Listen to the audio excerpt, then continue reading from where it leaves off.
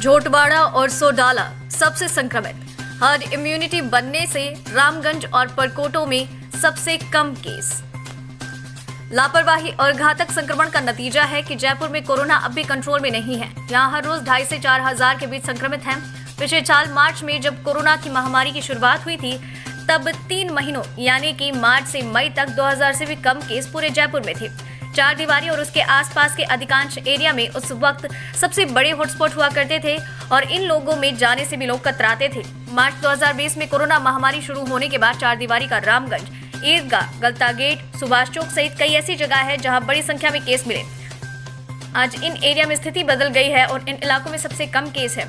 इन area की स्थिति ये है कि यहाँ पर प्रतिदिन 10 से 15 केस से ज्यादा नहीं आते।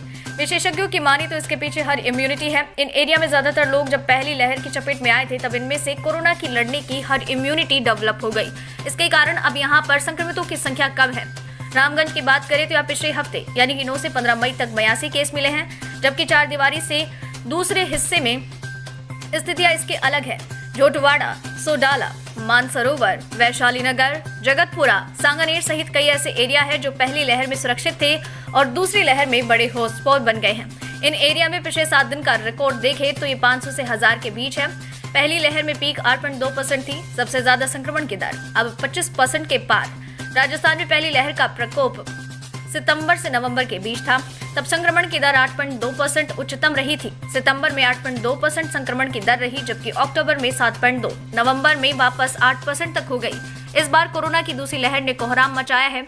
मई के शुरुआती 15 दिनों में जयपुर में संक्रमण की दर 25% से ज्यादा है, जबकि अप्रैल में ये 17% थी।